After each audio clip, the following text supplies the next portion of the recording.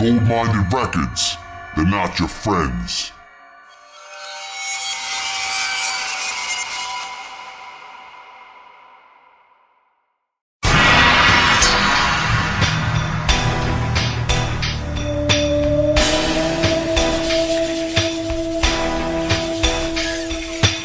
Welcome to Horror Headquarters, a weekly horror podcast.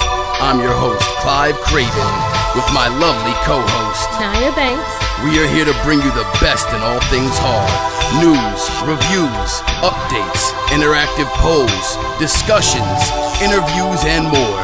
Stay tuned and stick around as we take on the horror genre.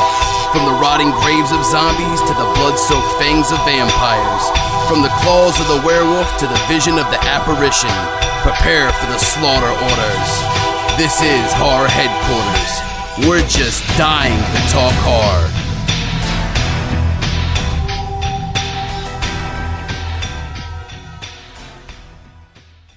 What is good, people? We are back, and it is episode 12 of Horror Headquarters. That means it is the Scream franchise we're going to be talking about. I am your host, Klive Kraven, with my lovely co-host. It's Naya, people. That's right, and we are getting ready to dig into this fantastic series of 4 films. We have a lot of other things we're going to run over. Of course, we have our bone-breaking news coming. We have a new segment that's hitting the waves tonight. First time we'll be doing this, so it's similar to Netflix Best Pick with a twist. So that'll be coming your way tonight. Also, of course, we have some films for body count reviews, our poll of the week, and results from last week's poll, which was pretty fucking dope. Fun one, very fun one. And of course, we have the final chapter to wrap things up at the end of the segment tonight with some big announcements. So, without further ado, we're going to get into this episode. Before we do, though, go ahead, get yourself a drink, a snack, a beverage, a smoke, a combination thereof. Any combination that you feel would be I could start going Austin Powers. invigorating. You know how he like... And what you do there? So bong in a bleach. Smoking a pancake? Yes. That's great. Alright, so we will be back in just a moment. Don't go nowhere. This is Klive Kraven and Naya Banks. reporting live from Horror Headquarters. Our news department is making a killing to bring you the latest Bone-breaking news. And we are back, and this is, of course, your bone-breaking news. We have some very dope segments, stories rather, not segments, but some dope stories to talk about tonight. So we're going to go ahead and get right into it. First off, a full-size, classic Good Guys doll, prop, as they're calling it, is coming Halloween 2018. I'm excited. Additional info and pre-orders will start in March. Boom. So this is very exciting. I used to actually have a Child's Play doll back in the day, a figure. It's only about a foot. It wasn't a really big one. It was a plushie style. It wasn't like the one that I have now. It was more articulated to the movie with like the hard plastic face and all, and then like the more of like a doll kind of body, where it was like soft, wasn't totally legit. Like to a the baby movie. doll. Like yeah, the similar to center that. of it is like the little plushiness, and then the head and the arms and the feet are like hard but even plastic. the hands and the feet on this were still soft. Only the head was like legit. And it had, the hair was pretty legit on it too. The hair looked like real. It was like synthetic hair. Maybe it was real. Pretty fucking bugged out. But I remember having that as a kid, and I don't know what the fuck happened to it over the years. It just got vanished, I guess, from moving. But I'm very excited that this is coming out, and this is a legit full-size replica. Yeah. Very, very interesting. Now, I'm not sure which company is putting this out. We didn't see anything, I don't think, for a brand. I think there's going to be like one company to do it, and then like there's going to be multiple companies that try to like, oh, let's see if we can make our own version of the... Well, yeah, there's always going to be the exclusive, whoever gets the exclusive on it, which I'm thinking maybe NECA would be a company that could possibly get it. It's probably going to be a heavy hitter, I'm sure, but I'm looking forward to checking this out. I hope it is reasonably priced. That's my big possible worry, is maybe it's not going to be priced the best. But nonetheless, this is very dope news and exciting indeed. So, yeah, keep your eyes out for that Good Guy doll coming in 2018. Get them pre-orders in March, man. I don't think I would want to keep one in the room. Oh, you would have to. No. Oh, it's going to happen. Blumhouse moves Truth or Dare to the appropriate Friday the 13th date. Originally scheduled to release on April 27th, Truth or Dare has been bumped up 2 weeks to April 13th, which falls on a Friday. Yeah, so makes sense from a marketing standpoint to put something out on a Friday the 13th. And it's funny, you said Blumhouse. Now, I've heard it called Blumhouse and Blumhouse. And I honestly am not 100% sure the correct pronunciation. Maybe somebody in the comments can school me on that shit. I saw two little, I think they were like two little dots above the U. Bloom. I don't know. See, I always say Blumhouse. Yeah. I say Blumhouse. But it might be Blumhouse. Either way, tomato, Well, tomato, it's the same. But I read in the article that they saw how Happy Death Day did, like being released on Friday the 13th, and how good it did because of that fact. Yeah. Yeah, and and it makes sense too. Like I said, Blumhouse is great at marketing their films, and they do have a very dark kind of vibe that I do enjoy in horror, and they kind of got a little signature name going for them right now, and rightfully so. They've put out some good work and good material, so looking forward to this 100%. So moving along, Fox is releasing found footage Hallstatten in Germany. So apparently 20th Century Fox International is releasing the new found footage film in theaters this coming February. So this is a film that I haven't really heard a lot about, but found footage and anthology are just two that really do draw my attention. I like found footage. I know there's a lot of people that fucking hate found footage movies. It's intriguing to me because a lot of the times it's done in a manner where it's something that could realistically happen. It's not too crazy far-fetched. So I do like that aspect, and it does pique my interest. This is probably going to be subtitled if it comes with, subs. It's going to probably be English subtitles. It is a German film, so likely will be, obviously it's coming out through an international company too, so it's going to be German. There's no doubt about it. It's 100% going to be German, so be prepared to deal with subtitles if you're going to check this one out. But I am looking forward to this one for sure because I do like found footage, without a doubt. The out-of-print Fright Night Part 2 just hit Amazon streaming in HD. Boom! We need to see that because we saw the first one, or I've seen the first one with you, so. Yeah, and now I watched the OG with her. She hadn't seen the second one, and she hasn't seen the remake or the second remake. So there's actually 3 other movies you haven't seen. They did a first and second, and then they remade a first and a second. Oh, so, okay. Yeah, so we'll have to go back and check all those out. But she liked the original, correct? You did enjoy the original? Yes. And as did I. I think it's a very well done cult classic vampire flick. One of my favorites, in fact. Very fun film, but yeah, just really cool to see this film finally get a little bit of attention and see it on Prime, which we've been using more, and that'll come into play a little bit later when we discuss the new segment. Wink, wink. I mean, I guess I can spoiler alert that shit because it's happening tonight anyway. It's not like I'm not going to announce it on this show. Yeah. So it's not like somebody's like, oh no. But whatever. So that about wraps up our bone-breaking news for this week. Hopefully you guys learned something new. We're really excited for all this stuff that's coming our way. 2018 is already shaping up to be a very dope year for the horror industry. We're just gearing up. It is still January. We're only at the halfway point, and I tell you what, I'm excited for this year in horror. I really am. I know we have a lot of cool shit coming, so it's going to be a fucking awesome year for the horror headquarters and for the cast. And I'm really looking forward to just really diving into a lot more stuff next year, this year rather. So let's keep this train rolling. That about wraps up our bone breaking news. Don't go nowhere. We're gonna go ahead and get into the main segment of the show. You already know what that is. So if you're gonna go do anything, drop that fucking curly swirly Drop that fucking double deuce knew it. egg patty fatty. You know what I'm saying? Like, straight dropping them double fucking D cakes. No, don't. You know what I mean? Or- Fucking dookie caca. I mean, do, Dukaka. but don't let us know what you're doing. Yeah, no one wants the details of your dupe. I can share my details Stop. of Nope. me duping. Nope. I'm not going into... Oh, we'll be back. Don't go nowhere. And now, our headquarters presents your feature presentation, Vital Organs Discussion.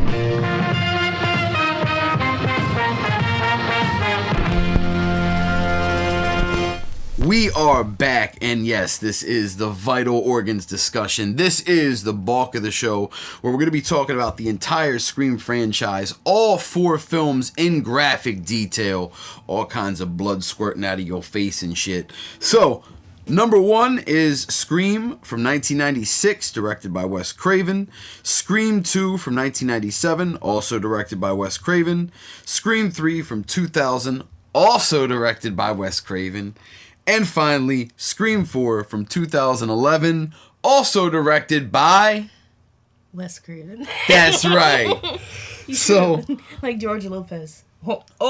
Lopez. Could you So- imagine him directing a horror movie? That would be very fucking strange. I don't think he's directed anything. To my knowledge, watch, I'm probably some ignorant asshole, and he probably has The directed George mad Lopez shit. show.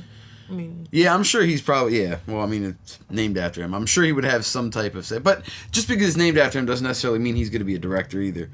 I'm sure he has some type of production credit, but I don't know about director.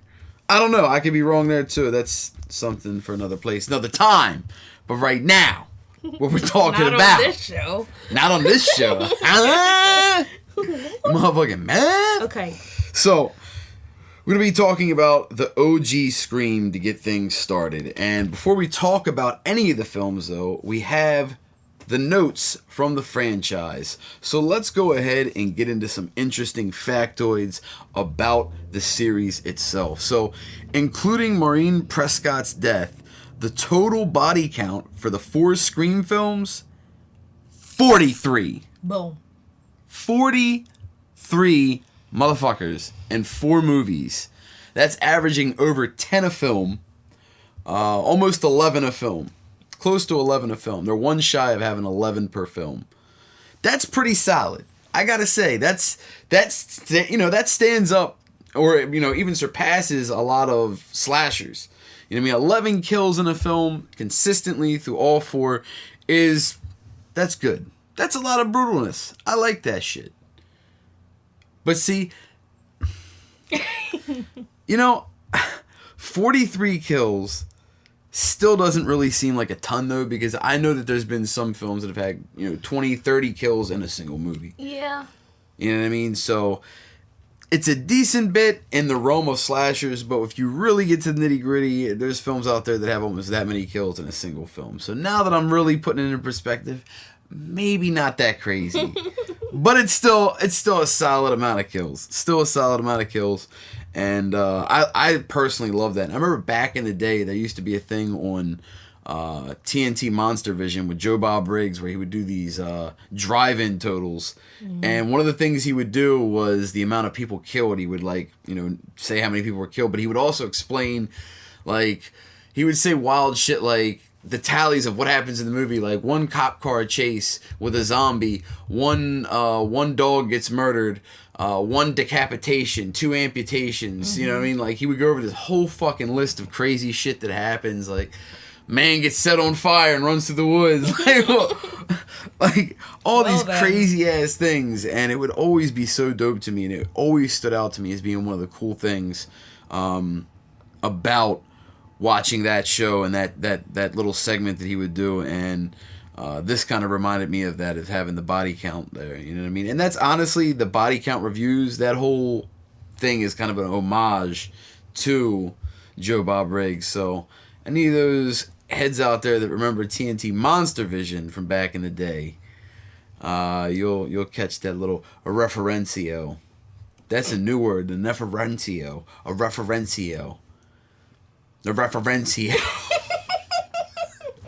Yo, you know what we should A referencio. Remember that one thing we read in the notes, and every time we tried to say it, it was like a tongue twister.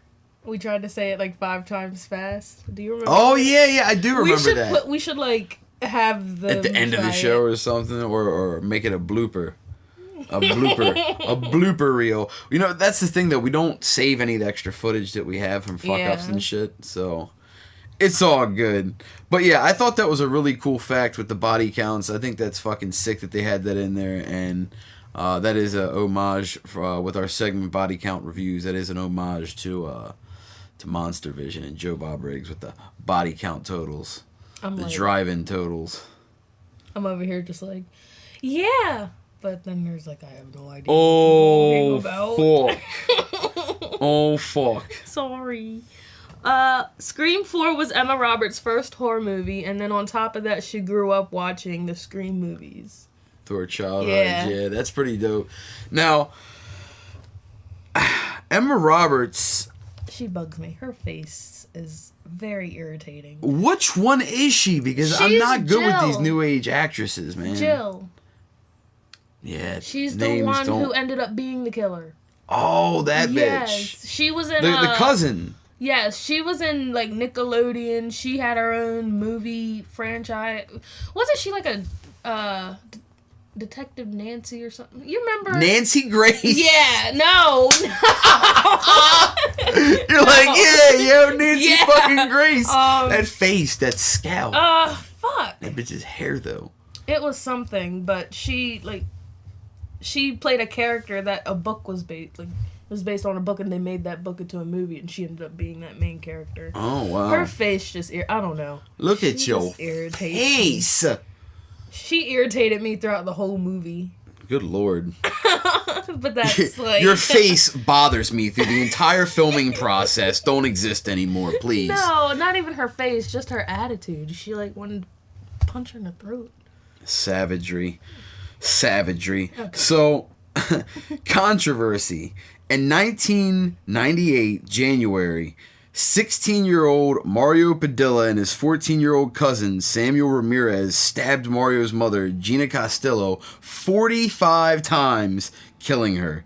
The case became known as the Scream murder, quote-unquote, and fell under intense media scrutiny after the boys claimed they were inspired by Scream and Scream 2. Wow. So that is no joke. That is some real brutal shit. And we have another similar story of interest and controversy coming up here in a minute. But back to this. This is really brutal and raw. Like the fact that somebody is going to say that, oh, well, this movie inspired me to do it or whatever. I guess the idea and the concept of how they did it, but I hope that the argument wasn't that watching the movie made them want to do it. You know what I mean? Because that's such a fragile argument. And it bothers me when people try to use that as a crutch in lawsuits and cases where they'll say a movie or a song or a media or, I mean, if that's the fucking case, if you're that impressionable that hearing something or seeing something will fucking make you want to go to that extent, then you're unstable. That is not fucking normal. That's not the fault of an artist or a creator or an entertainer. That is the fault of somebody with a fucked up brain and a thought process that is just fucking next level. I read this article, like, intensively, and they tell them, like, during the interrogation and whatnot, and they asked how they did it, and they told them, and it was exactly from the movie. Like, they'd hide in the closet. They bought voice changers. They got costumes and everything. Wow. Like, they did it. Legit. Yeah. Yeah, that's pretty fucking bugged out. And I mean, I guess, like I said, I could see where the context of getting the idea would come from, but I don't understand why, if they were utilizing that as a reason of why they did it is because, the movie made us do it or whatever. Hopefully that wasn't the case. I think it was only supposed to start off to be a prank. And then it turned into something much more. Yeah, because it's the cousin who stabbed the mother. Oh, okay. So, yeah, maybe. That's still ridiculous. So yeah, that's a pretty fucked up story. So another story to kind of go along with that is this one here that's a really, really fucking foul story. So, Danny Rawling, also known as the Gainesville Ripper, was an American serial killer who murdered 5 students in Gainesville, Florida. Rawling later confessed to raping several of his victims, and in total, he confessed to killing 8 people. He was sentenced to death for the murders in 1994 and was executed by lethal injection in 2006. Yikes. So this guy was a total fucking monster and was, real deal, just like the story before. And both of these stories were loosely linked. Now, I believe the Danny Rawling character was the inspiration for the movie itself, I read. Because the ways that he killed and the weapon he used and where it happened and the setting, and also it being college students, and it was just very reminiscent of Scream. So very, very fitting. But what a crazy fucking side story, and man, just really fucked up. Both of these guys were total fucking psychopaths. All 3 of them. The 2 killers that killed Miss Gina Castillo, and then of course the Danny Rawling character, who was the Gainesville Ripper. Both of these people, both the villains, the real life villains in these cases, are just complete fucking brutal monsters. And wow, pretty fucking crazy that these are real events that it was tied to and then based off of. Because obviously the one where they say that was inspiration, that came afterwards, and then the one with the Danny Rawling situation, that was the inspiration tied to the idea for the film. So pretty rough stuff indeed. That wraps up the film franchise notes that we have. However, we have 4 films to talk about. We haven't even dug in yet, so we're about to get into the first one, which is the 1996 classic Scream, directed by the legendary Wes Craven. And rest in peace to the legendary Wes Craven as well. We lost him recently, last couple years. I believe in 2015 he passed. And, just a real sad last few years in the horror genre, especially with losing a lot of legends. Romero, Wes Craven, Tobe Hooper. It's just been a really, really rough last couple years with losing some of the greatest directors of our generation. It's just sad. But on a more upbeat note, let's get into the notes that we have here for Scream before we get into our thoughts and breakdown and rate it and all that good stuff.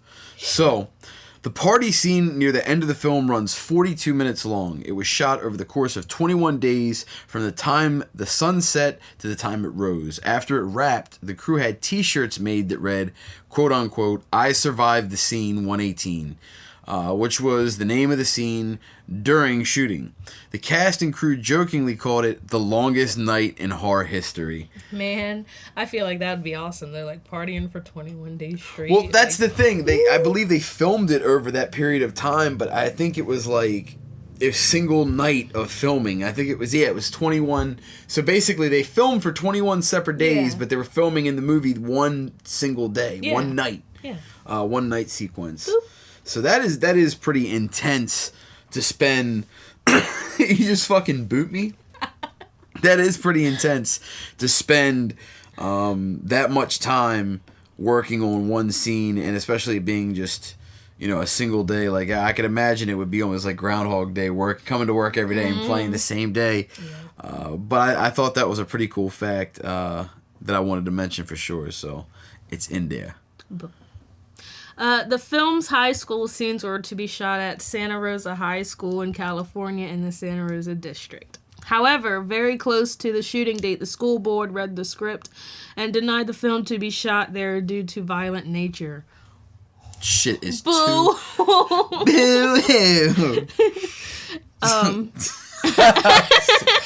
I'm sorry, I think of that video, that one lady where she was like, "Boo-hoo, all you white people with your white privilege." Jesus Christ. Oh, man. Terrible.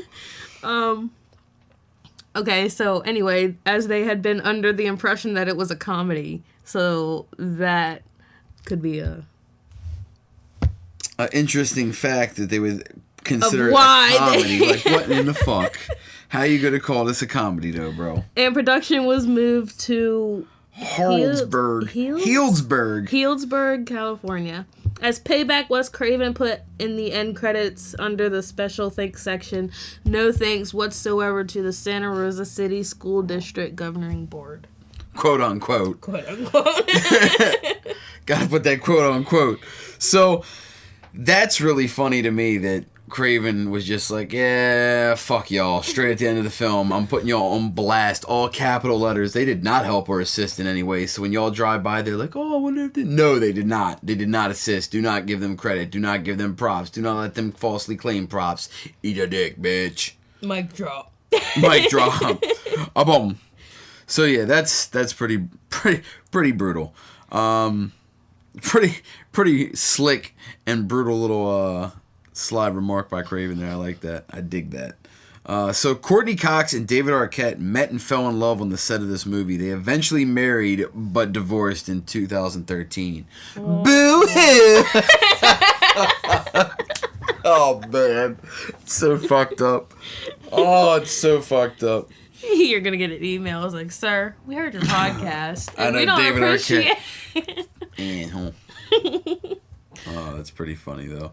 But yeah, that's if funny that they met on a the set like that, and that seems to happen a lot in Hollywood. A lot of times when you find a big couple that happens to hook up, they do at some point work on a film together, whether it's before or after.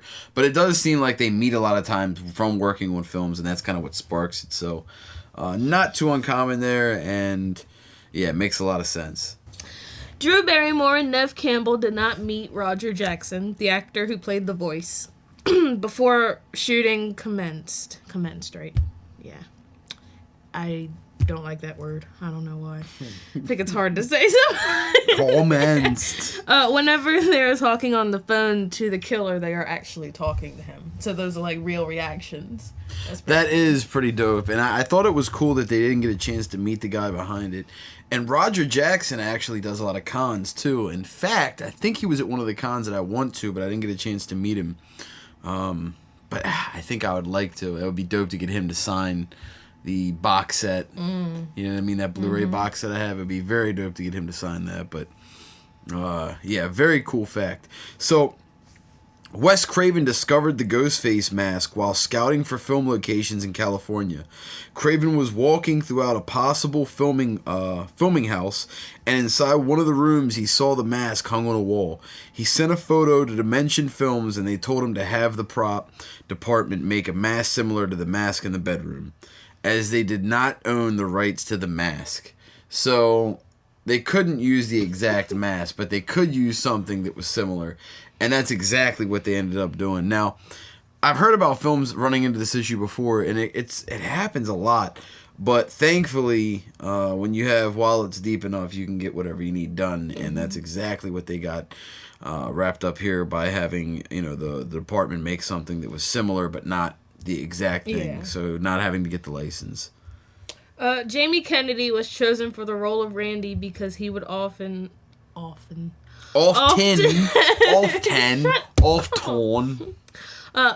improvise humor in his lines, which made Wes Craven laugh. Now, I think Jamie Kennedy is funny anyway. The first movie I saw him in was Malibu's Most Wanted. Yes, I remember that. Yeah. Old Jamie Kennedy face. The first thing I think I probably actually saw him in was the Scream movie. So, because it was predated, and then he was in Malibu's Most Wanted and a bunch of other fucking movies. He really had a long string of things there. He was actually recently in the last Tremors movie, which is pretty dope. I actually did like the last Tremors, and I think he's in the new one too. I think this is like one of the few movies that I have seen where they don't have him playing like a gangster white boy. Don't be hating. So, during production, Ghostface's signature black robe was going to be white.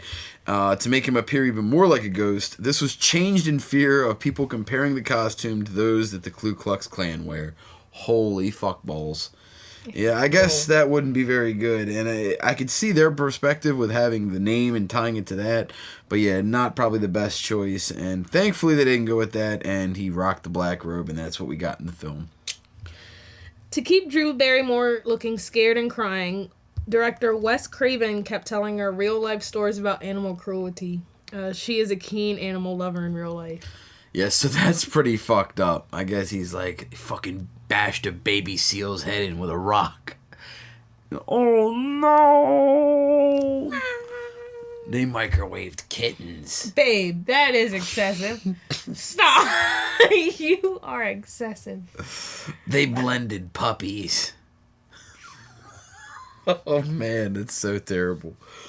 Oh my god. I'm gonna have if your emails kids are from listening PETA along with you, like, they need to be, like, out there. Oh no! Mom, they did what with the puppies? My show was never said to be family friendly or PG-13. In fact, let me state right now, my show is rated R/X. Like, I will fucking say whatever I want with no filter. That's just kind of gonna be how it's gonna go. Jeez. So that's the reality of the situation. So, Drew Barrymore was originally cast as Sidney Prescott, but Drew Barrymore insisted that if she played Casey, that it would make the audience think anything could happen. So, she wanted to be offed early to keep that concept there that, well, damn, they killed a huge actress 5-10 minutes into the movie. Anything could pop off in this. And they succeeded with that. I'm glad that they did decide to do that, and I am glad that she decided to stick with, taking that shorter role and giving us what she ended up giving us, which was a great performance in the short time that she was on there. But also, leaving it open for others to really shine in the movie with Neve Campbell, being the one to take that spot. And I'm glad she did that. Mm-hmm. Originally titled Scary Movie, which was later used for a parody of Scream, which is freaking phenomenal. They are hilarious. You big Scary Movie fan, you. You shut up. I like the first two. The other ones are... Asshole. And other pop culture horror films in the Scary Movie series. The term Scary Movie is mentioned 5 times. Oh, that's funny. And I never thought about them mentioning Scary Movie that many times, and I didn't realize that it was legitimately called Scary Movie originally either. That is pretty fucking awesome. So, what a cool fact. Definitely dope. So, at one point during the filming of the opening scene, somebody forgot to unplug the phone that Casey used to try to call the cops. This resulted in a real puzzled 911 operator hearing Drew Barrymore screaming for her life on the other end. Oh. Holy fuckballs. Could you imagine? They had the cops come out there and it's like, oh, we're filming. Oh, I'm sorry. Sorry. Damn is. So somebody is fucking on the verge of death or straight up dying, and that's the response. Yeah. Fucking foul. Just ridiculous. No, it's not foul, but ridiculous that, what a way to start your day. I know they were on the other line like this. What's going serious. On here? Like, this sounds... Don't like this. At around 54 minutes, Tatum says that the situation is like a Wes Carpenter film. This is a reference to Wes Craven, obviously, who directed the movie, and John Carpenter, who directed Halloween from 1978, which is also featured in the movie. Yes. So this is dope to me because my name, obviously, Klive Kraven, comes from Wes Craven and Clive Barker. Yeah. So it's a pun of those, and it's a very similar thing done here. And I did not notice that either, Wes Carpenter film. I noticed them when they said it in this, but I never noticed that coming up. That's not where I got the concept for my name. I got it just because those are the directors I like, and I mixed them. Yeah. But very, very fucking cool. So at around 14 minutes, when Billy sneaks into Sidney's room, he mentions that he was watching The Exorcist from '73 with Linda Blair, who played Reagan, has a cameo in the film as a reporter at around 39 minutes in. So I noticed her having the role in here, and I thought it was her, and I kind of did a double take, what the fuck? But it was so weird because it was such a short spot and just a little real short cameo, but cool having her included in here. And something from The Exorcist included in the film as well. Very dope indeed. I like that shit. I likes that. Skeet Ulrich and Neve Campbell had worked together on The Craft from 1996. They believe the experience helped them be more comfortable with each other, which allowed a more natural portrayal of the relationship between their characters. Yeah, now, The Craft was a dope movie, and yeah, like they mentioned, they already worked together, so this allowed them to be a little bit more comfortable, kind of know what to expect from each other on set, and, you know, obviously when you work with somebody, it's different than just knowing somebody or being friends or whatever. It's a whole different situation, so having that there definitely made it a little bit easier for them to slide into this role and have that on-screen relationship, because they were boyfriend and girlfriend in this, so they had to have some type of rapport with each other and something that could noticeably be seen. It had to have some type of emotion.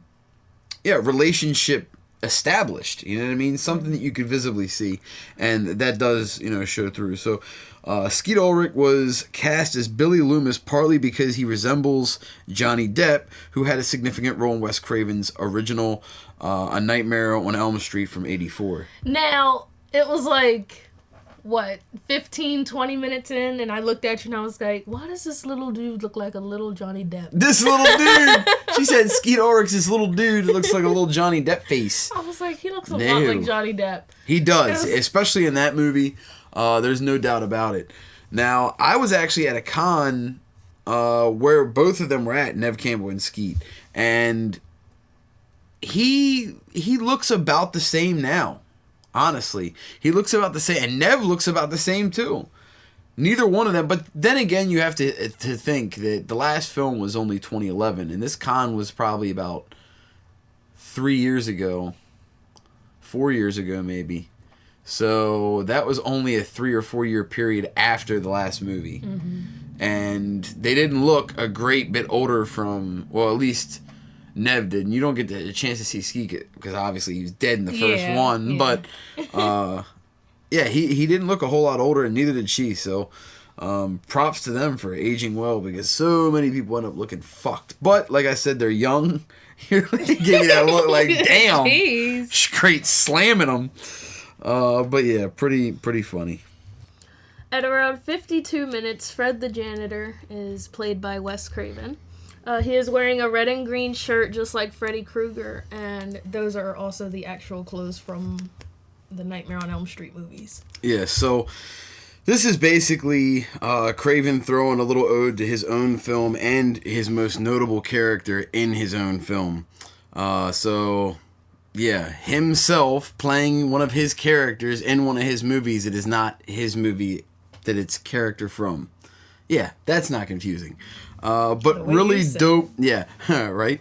Really dope way to include, you know, his own work and reference his own stuff. So that about wraps up all the facts that we have for the OG Scream. Before we get into the sequel, we are going to go ahead and talk about our thoughts a little bit on this film and give our ratings on it. So first off, I'm going to give this one 2 big thumbs up. I do think that it revitalized the slasher genre, especially in the mid-90s. I think that it's very well done. It's one of Craven's best, in my opinion. Very enjoyable flick, and for the time especially, I think it was a real game changer. I think it holds up. Bleh, it holds up good now, but I do think it was probably a little bit stronger when it first came out because of the lack of technology at that time and how, you know, next level it was to have the voice changer and manipulate technology the way he was with cell phones and things of that nature. So, doesn't quite have the same punch that it did, I don't think, because of that, but still holds up great and is just a really well done film. 2 big thumbs up for me. Highly recommended. I own this one on Blu-ray, which is what we watched it on, part of the box set that we have. Really, really dope flick. What is your thoughts on this one? I remember seeing this movie on TV, but it was like edited version for TV, I guess. So it wasn't like it was a treat revisiting it, but it wasn't a surprise like to what happened. Like I thought it was the second one I seen, but it was the OG. Yeah. So yeah, I remember you talking about that, thinking you saw the other one. Then we started watching it, and you're like, "Oh no, these are the parts that I remember," and we realized it was the first one. But yeah, really dope film. What is your rating on this? 2 thumbs. 2 thumbs up. So 2 thumbs up from her, 2 thumbs up from me. We're giving this one 4 thumbs up across the board. Very dope flick. If you're a slasher fan, check this. If you're a Craven fan, check this. Definitely worth getting in the collection. Highly recommend it. And that brings us to the second one, which is Scream 2 from 1997, directed by also Wes Craven. So We don't have a ton of notes about this one, but I'm so tongue-tied tonight. Holy fuck. So we're going to go ahead and get into the first factoid that we have here, which is Kevin Williamson had the idea for a sequel while writing the script for Scream. Discovering there was more to the story, Scream 2 began principal photography just 6 months after the release of Scream, and it was released less than a year after its predecessor. Jeez. Yeah, so they pumped these out really, really quick, less than a year apart, and they basically made it an extension of the first film. So very, very fucking dope. Robert Rodriguez. Asshole.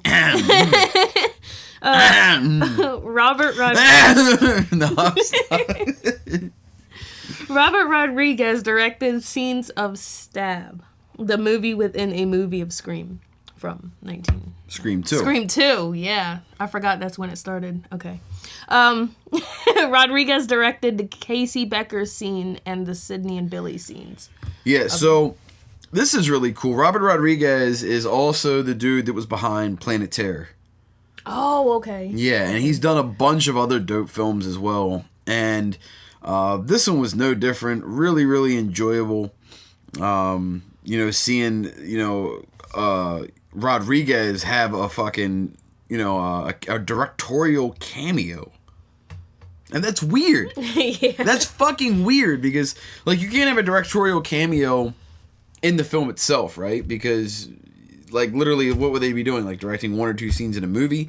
But having them in a, do a movie within a movie, it allows that to happen. So, I thought that was a really, really fucking cool fact.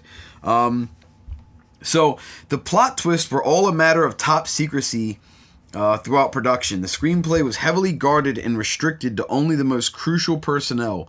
Certainly, none of the cast knew how the film would end, as the last 10 pages were withheld from them. Holy fuck, I can't talk tonight. Consequently, when the first 40 pages of the script were leaked onto the internet, Kevin Williamson was forced to do some hasty rewrites. This meant that the film went into production without a completed script. Whoever leaked those. Fucking dick. Yeah. And this is crazy too. Now, I've never heard about a film going into production without a completed script. I'm sure it's been done, but to my knowledge, this is the first time I'd ever heard of it, and I thought that was a pretty dope fact. So, very cool stuff. At around 1 hour and 1 minute, exactly. No. When Randy talks about the nude pictures of Gail on the internet, Gail says it was Jennifer Aniston's body, and Jennifer Aniston is Courtney Cox's best friend in real life. Yeah, and also Jennifer Aniston and Courtney Cox also were working together in Friends. Friends, yep. So they have a lot of history together, and this just goes to show. Yeah, so that's pretty cool stuff. Now, Courtney Cox hasn't been in a ton of other horror movies either, but Jennifer Aniston back in the day, this is another cool little tidbit, was in Leprechaun. Mm-hmm. So it's kind of cool that each one of them have one major horror role that are notable at least. So, very cool. Neve Campbell would shoot Party of 5 on Mondays and Tuesdays during the week. And then on Wednesday, Thursday, Friday, Saturday, and Sunday, she would be at Scream 2 doing filming, most of which was night shoots. On Sundays, she would work all night until 6 a.m., go home for 15 minutes to shower off all the fake blood, and immediately go to Party of 5 to shoot all day without sleeping. Yeah, no. Sorry. I need my sleep. She must have been doing all kinds of cocaine. All kinds. Or she's just a really energetic person. That too. Why does everybody have to do cocaine? I'm not saying everybody has to do cocaine, but she clearly was. Neve Campbell was on a skister. Laurie Metcalf. Laurie Metcalf, yeah. Okay. Oli had just finished her 9-year run on Roseanne from 1988 when she began to work on this film with Wes Craven. Yeah. So, this is basically the chick from... She's the short redhead from Roseanne. The sister. Yeah. Yeah, Roseanne's sister. I couldn't come up with the name. Jackie. That's what I was trying to get to the name, but my brain was farting. I was going to say Jacqueline, but it is Jacqueline, but they call her Jackie and whatnot. Jacqueliano. Rose. So, Yeah, she has quite the role in this, and we'll get into that in just a little bit. So, Louis Arquette, a.k.a. Chief Hartley, was the real-life father of David Arquette, Dewey Riley, and father-in-law of Courtney Cox, Gail Weathers. Courtney Cox was married to David Arquette from 1999 to 2013, and Louis Arquette died in 2001. Rest in peace to Mr. Arquette. Honestly, I'm glad he wasn't around to see like the divorce because I heard it was nasty. I heard the same really thing. nasty Yeah, I divorce. did hear. I heard the same fucking thing. Unfortunately. Yeah. But that about wraps up the facts that we had for Scream 2. So let's go ahead and take a couple minutes and talk about this one before we go ahead and get into Scream 3. Now, Scream 2 is a dope follow-up in my opinion. I definitely enjoyed this one. It brought something different to the film, and it brought a new interesting twist that I think really, really stood out and made it something kind of special. You basically had, another duo working together, another team of two people, and somebody exploiting that within a circle of friends to get close to, the Neve Campbell character and Sidney Prescott, old Sidney Prescott, to get closer to her character and to try to make a push, and that's exactly what happened. And then of course you have Laurie Metcalf coming in and assisting and finding out that she is actually Billy's mom, and that is a nice little twist that they have in there, and just really, really, really cool. And She's like, "You killed my son, you whore." You whore, bitch! Just like your mother. You're just like your whore mother. It's like, shut up before I punch in your throat. Straight savage. Now, I'm going to go ahead and say I'm going to give this one 2 thumbs. I like it. I think it continued up with the brutality. I think the twists were great. I don't think you see who the killers are from a mile away, especially with her being the other killer. I think they did a fantastic job with that. I really like this one. What was your thoughts on this one? I think all the performances were good. First off, when I first saw Laurie Metcalf, it was just like, what is she from? And then you were just like, she's a Roseanne. It's like, is she? And then I was just like, because every episode I've seen, she had the longer short hair. Yeah, she had long, short, but it was longer than what it is in the movie. In the movie, in the movie, it's like real short. In this cut. movie, straight shortcut. And finding out that she was Billy's mom was like definitely a twist because I was just like, I thought she was just another reporter, but she was just another reporter getting with her a nose twist. In business. She's getting the inside scoop into your cranium. Gotta save that for a trailer. Anyway. I was just waiting to see how long we could go with an awkward silence in there. Awkward People are going to think the fucking episode's skipping. Like, what the fuck happened here? Why is there 10 seconds of no one talking? And then Thomas came back with Harrison. But, my rating. Yeah, what's your rating for Scream 2? 2 thumbs up from her, 2 thumbs up from me. We both like this one. Very worthy follow-up. Very, very good. I think it's very close to being right up there with the original. I give the original a little more credit because it was the originator. It set the groundwork, and I mean, it's such a well done film. The second one, like I said, is great follow-up, so I'm still going to give it 2 thumbs. Very close to the original, and just a really well done overall film. Great plot twist in this one. I really liked it. So yeah, 4 thumbs up overall from us on this one. That is our thoughts on the second one. We're going to go ahead and keep it moving into the third one of the franchise, which we have a boatload of notes about on this shit, which is Scream 3 from 2000, also directed by Wes Craven. So, Scream 3 is pretty dope. Before we get into our thoughts and talk about the plot and the story and all that good shit, we're going to go ahead and get into some notes we have here about it. So, throughout the film, Sydney can be seen to be wearing the Greek letters around her neck that were given to her by her boyfriend Derek in Scream 2 from 97, shortly before he was killed. I thought that was cool. Yeah, and this isn't really mentioned, I don't think, in the movie, but it is a cool follow-up, and it's something you pointed out, actually, that she was still wearing it. I was like, the whole movie, they would they would show close-ups of her, but they wouldn't give close-ups of the necklace. Yeah. So, like, the whole time, and I remembered that the necklace was, like, 3 letters. And Yeah, and tall. It has a unique shape, so it stands out. So I was like, oh, that's kind of cool. Yeah, that was cool that they did that and had that kind of continuity in there.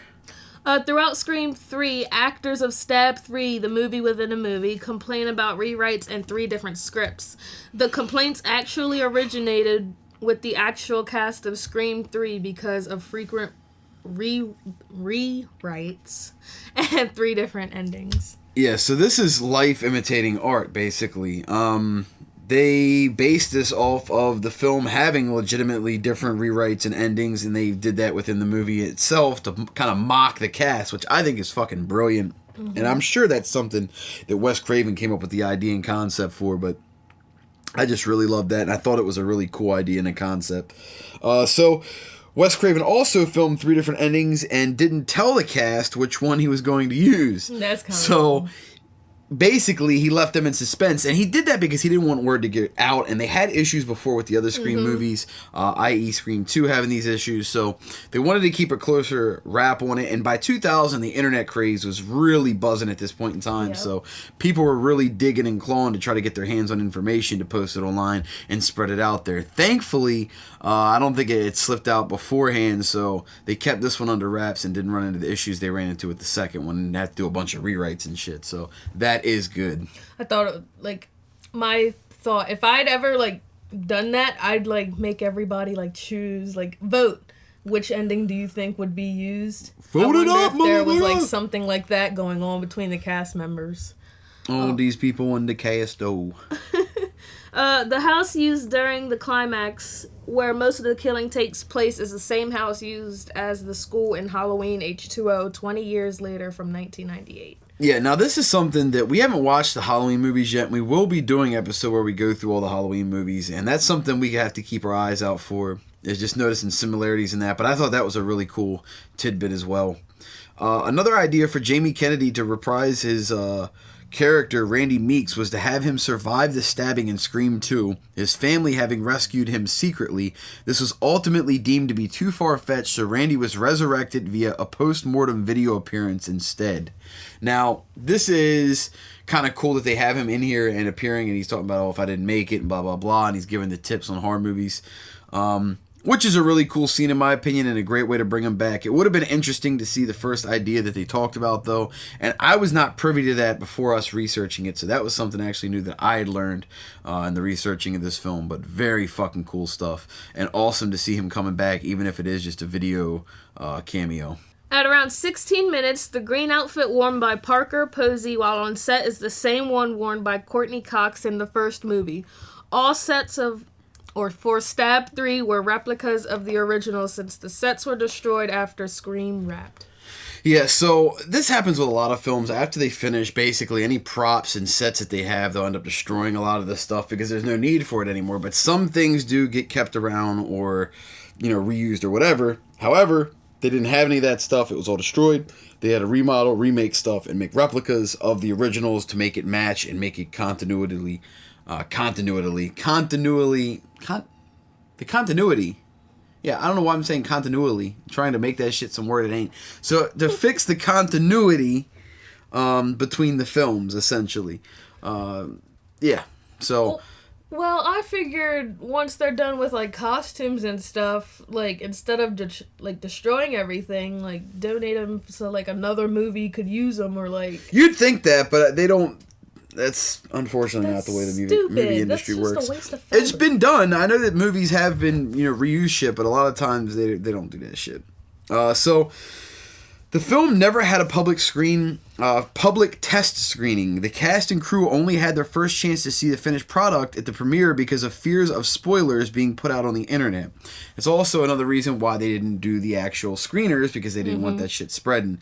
And like we talked about at that point in time, you're talking the height of Napster and sharing networks and just the internet really going crazy with burning and bootlegging media, and that is what's something a fear that Craven had, and among many other directors at that time. So they were very poignant in keeping this film out of hands of people and making sure that it didn't reach the masses before it was intended to.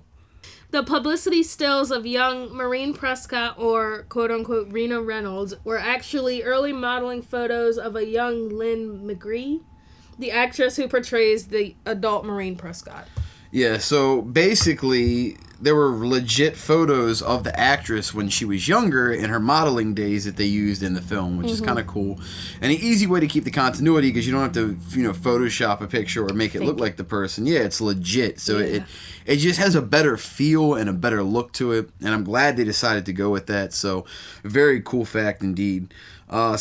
A big twist was planned for the killings to be caused by insane fans of the Stab movies. The twist would come where Sidney visited a house where all the teenagers had been killed, only for the bodies to get up and reveal themselves as the killers. So, kind of glad they didn't go with this, and I think I much better like the twist that they ended up doing, which we'll talk about when we get to the thoughts of the film and review it a little bit. But, yeah, I'm kind of glad that they decided to do it the way that they did. I think it has a better all fit. And it works better for the movie, I think, than if they would have done it this other way. At around 47 minutes in the first two Scream movies, Gail Weathers is punched in the face by Sidney Prescott, which was pretty She's a bad bitch. In this movie, Jennifer Jolie, who is playing Gail Weathers in Stab 3, is punched in the face by the real Gail Weathers. Yeah, so Gail gets fucking brolic in the third one. I guess after getting punched in her shit twice by Sidney, she's finally like, I ain't gonna take this shit anymore. Bitch, I'm mad. Oh, no. Yeah, so she snaps the fuck out and punches bitch right up in her shit. Right up in her shit. It's all good, though. So, large amounts of footage were filmed due to the script constantly changing, and Randy's video, a message that was a 3-minute scene, had over 2 hours of footage filmed for it. So, this is pretty ridiculous that they had to film, over 120 minutes of footage to get a 3-minute, barely a 3-minute scene. But I guess it happens, I know that with recording music, you might do something a bunch of takes, and it ends up being a 3-4 minute song, and you have 100 takes of something that's a few seconds long. So I guess that's part of the editing and the building process, but I wanted to mention that one for sure. At around 24 minutes, Jenny McCarthy, who was 27 at the time, plays a 35-year-old who complains about having to play a 21-year-old. Yeah, so go ahead and sit down and let your fucking brain feast on that fucking teaser for a minute, because that shit is no joke. So, yeah, and remember I mentioned this? I even told you, I was like, I bet she's not even 30. Oh, yeah. You were at like, that time, I don't even think she's like 30. Yeah, but at that time she was 27, so it was definitely on point. Mm-hmm. But very, very funny. And I like Jenny McCarthy. She's been in a bunch of different things over the years, from video games to horror movies, TV shows. I remember her all the way from Singled Out way back in the day on MTV, where she kind of got her career start, really. But yeah, she's been in a bunch of different things, and it was cool seeing her have a little cameo in here. The first thing I ever seen her in was Scary Movie 3. Yeah, and that's another thing. I'm saying that she had a cameo, and she didn't really have a cameo. She was one of the actresses in this, so let me not fucking cut her credit. So, Wes Craven encountered repeated conflicts over censorship with the MPAA cocksuckers regarding violence with the director, stating in an interview that the issues made him consider leaving the horror genre. Sheesh. Yeah, now, for Wes Craven to say that after as long as his career's been around, and as much as he's done for the genre, was really disheartening and shitty that the MPAA butchers films like that.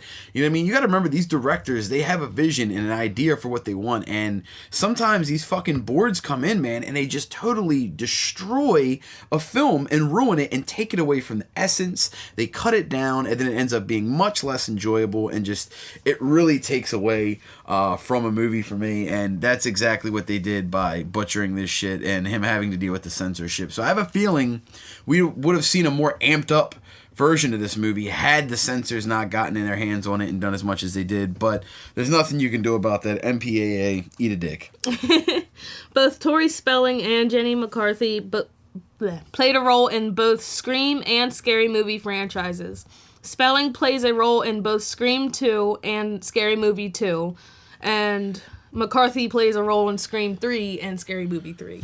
Yeah, and, that's cool that they kind of had that little segue, and I noticed it, but I didn't really think about them being in the same ones that coincide with the same sequel numbers. Mm-hmm. That's really cool, and that it actually happened twice with Spelling and with Jenny McCarthy. I kind of think I remember Jenny McCarthy being in both, but I didn't remember Tori Spelling being in both. I remember her from Scary Movie, but not from Scream. Tori Spelling was blonde. Yeah. She was like... She was, and that's what threw me off a little bit. But it was dope seeing that little that reference there with both of them being across the franchises. So at around 59 minutes, when Gale, ironically, at 59 minutes into the show, it says at 59 minutes. Okay, so at around 59 minutes, when Gale and Jennifer enter the basement and find Bianca, a.k.a. Carrie Fisher, the legend, Bianca informs them, you won't find anything on Maureen Prescott, but if you look under Rena Reynolds, quote unquote, so, and Carrie's real-life mother was Debbie Reynolds. So there's a cool little segue to there to kind of nod to her mom. So I thought that was a cool little fact. At around 19 minutes, Jay and Silent Bob, the popular drug dealer characters from Clerks from 1994, and other movies, appear as tourists visiting Sunrise Studios who spot Gale Weathers and mistake her for Connie Chung. Yeah, and she clearly looks nothing like Connie Chung at all. Connie Chung is an Asian woman, and Gale Weathers is fucking not, a.k.a. Courtney Cox. But it is cool to see that little joke in there and to see them in here. And I pointed it out when that scene came. I was like, fucking Jay and Silent Bob. So another cool cameo, and I thought it was fun. This one kind of had a little bit more fun with itself by having cameos like that and having the filming of the third one and being on the set of it. It was just a little bit more pokey fun, and I kind of like that. Yeah. So very cool stuff. That is actually the last fact that we have about Part 3. Now, before we get into the fourth and last film in the franchise, we are going to talk about Part 3 a little bit and give our thoughts on it. So I'll go ahead and fire it off. Part 3 is really cool. I do, like I said, think it's a little bit more pokey at times, but I think that the killings are a little bit more brutal in this one. I think they definitely step it up from the first two, and I think the twist is really, really good and delivered really well. I think it was wild to find out that it's actually somebody related to her, and it's just something a little bit different.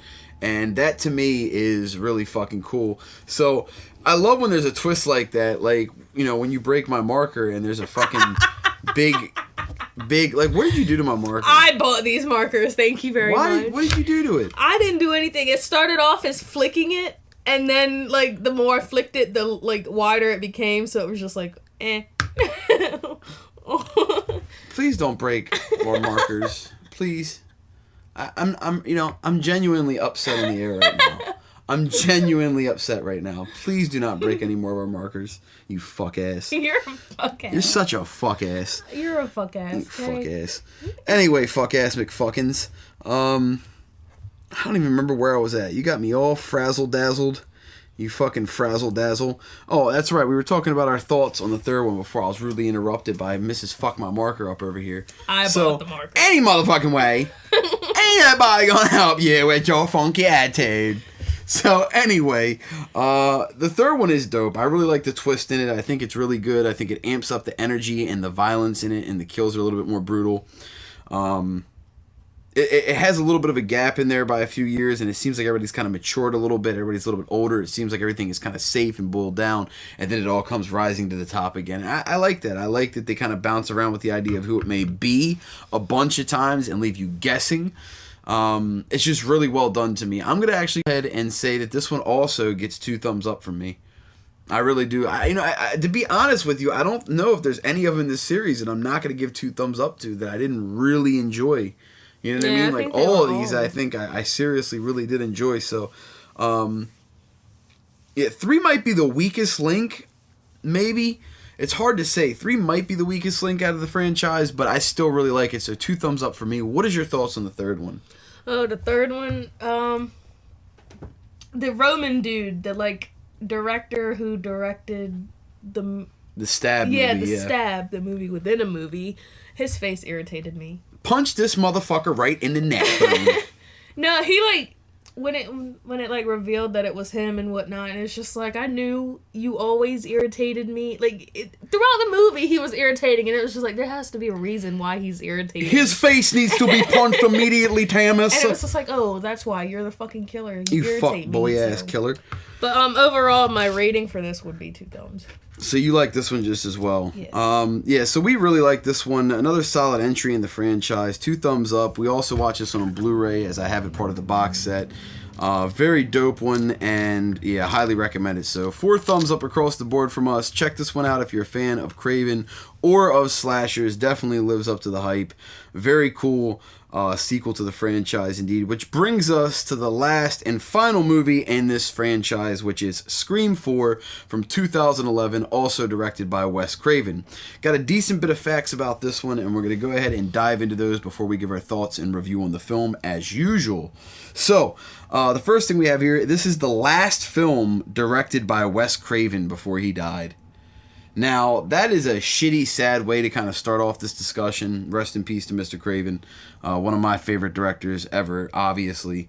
I've named myself after the man, of course.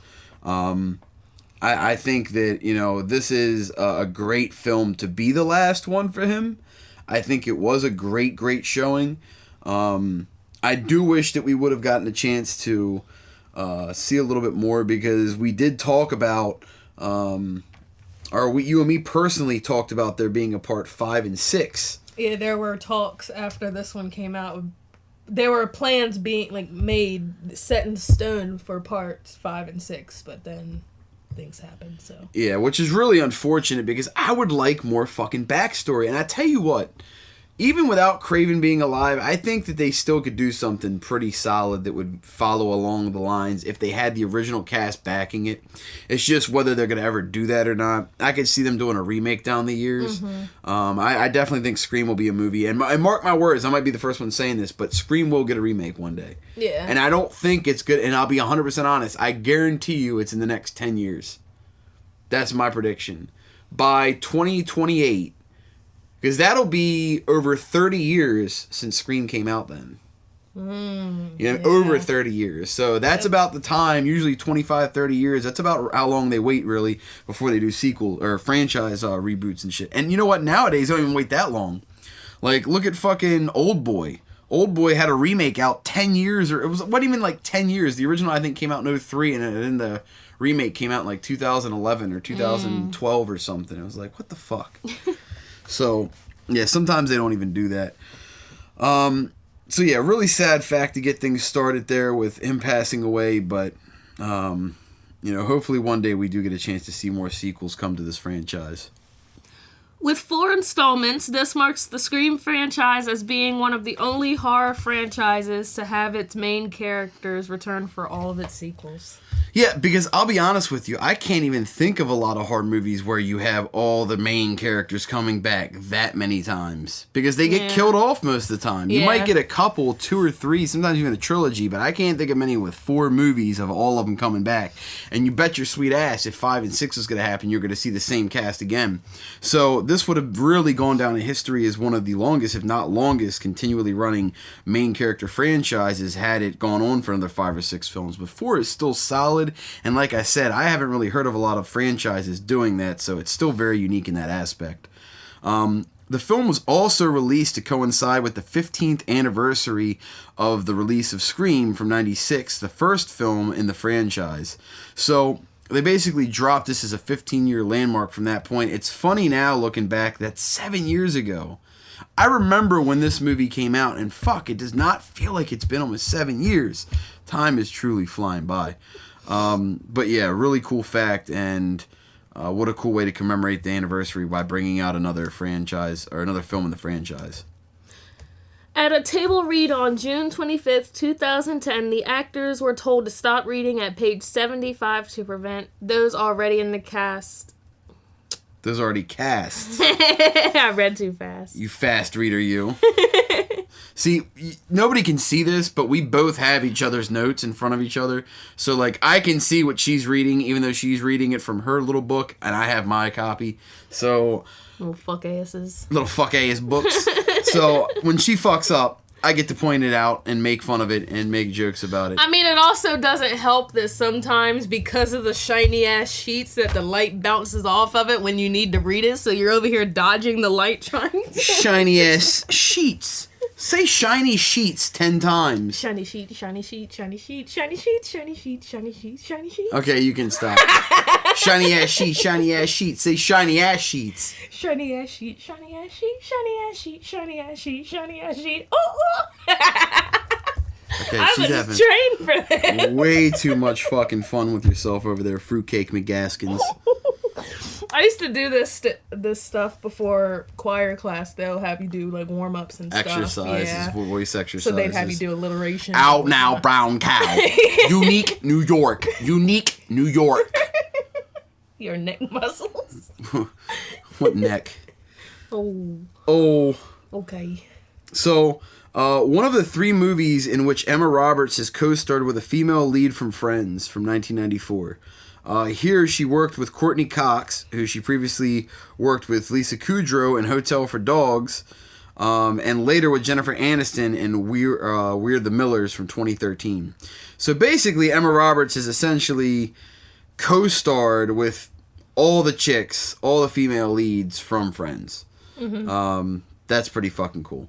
And it's done over the years, over a long period of time. So, well, not a long period, actually, within 4 years, 2009 to 2013. So within 4 years, she ended up working with all the lead females from Friends. Very fucking cool. Yep. The role of Deputy Perkins is played by Anthony Anderson. Anderson appears in several of the Scary Movie sequels. The original Scary Movie was a spoof of The Scream, obviously. Now, that's another tie-in to Scary Movie that I didn't think about. I forgot that he is in the Scary Movie sequels. Him and Kevin Hart have like the Brokeback Mountain scene. And oh my god, I forgot about that. Yo, I'll be honest, that will be a show that we do down the road, the Scary Movie franchise. It's actually listed in our catalog. Mm-hmm. It's not that far, yeah. So we will be doing that one in the future, and I can't wait to dig back into it because the first 2 I love. I know 3, 4, and 5 are just fucking retarded, but it is fun just to watch something dumb as shit like that and goof out and change up the vibe a little bit. So I will be looking forward to getting back into all those for sure. So in the deleted scenes, Dewey explains to Gale that the character Neil Prescott, Sidney's father, has passed away since appearing in Scream 3, and this is the first time Sidney has returned to Woodsboro since his death. That makes sense. Now, I don't remember this even being mentioned, but it makes sense because you don't see him in there, and we did take note that you see him in the first 3 films. So he has a pretty, significant role throughout the series, so it was weird not seeing him in there, and that was something that we did pick up on and notice from earlier. Yeah. In an early draft of the script, Gale and Dewey had a baby, but it was changed after it was decided bringing a baby into the film would make shooting quote-unquote impossible, which I totally understand because they don't want to sit still and they cry a lot. Oh, you crying little it's bag like, of hey, poo-poo. You're not supposed to cry right now. You little ball of fat meat. You little fat meatball that shoots out caca in your diaper. That's exactly what they are. They're just little meatballs. You're a meatball. You're a little meatball that makes poop. And that's all you're good for. And crying. Now we got to put you into a basket. Jeez! Put the little baby into the basket. So, it's so fucking terrible.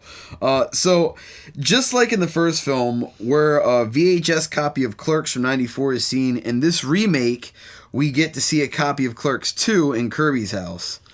So, this is pretty cool that you're basically seeing another reference to Clerks in this film. Now, I'm not sure if that's Wes Craven and Kevin Smith being friends or what that is. But very cool to see that film referenced. I am a Kevin Smith fan and a Clerks fan, so very cool to see that referenced in both of the films and brought back as another reference and an ode as well. Before shooting the movie, Hayden Panettiere, who played Kirby, had a burglar break into our house, and whilst the police were on their way, she climbed out onto the roof and waited until they arrived. Yo, I bet you she was straight shitting fucking cinder blocks, son. Could you imagine filming a slasher movie and your fucking house gets broken into and you're just a little chick? Because she's a small little girl. Hayden Panettiere, she's small as shit. Her being alone by herself during... Not anymore? She big chick? Well, she get fat? She's gained weight, but no, she's had a lot of surgeries. Well, not a lot, but she's had, breast implants. Oh, she got thick as fuck, is what you're saying. She's like a little snicker. Got an ass looking like 2 milk jugs. Sorry, I'm not her. Slap them motherfucking ass cheeks together and little ripples of chicken. Just so we're clear, I am sleeping alone tonight. Oh, fucking burn. on. Ass face. Asshole. Anyway. So this film reunites Marley Shelton and David Arquette. They previously appeared in Never Been Kissed from '99. Drew Barrymore, who played the lead in that movie, also starred in the first Scream movie. I love Never Been Kissed. That's a good movie. Yes, it is. So this is really cool, though. You have, once again, another cross-promoted reference to a different film starring similar people. Now, I think it's really cool when this happens in Hollywood. You'll end up seeing a group of movies or a selection of movies that share similar actors, directors, and themes across them films. And it almost creates like a weird universe between those films, like almost like they're connected, but they're not, obviously. Different directors, storylines, plots, characters, all that.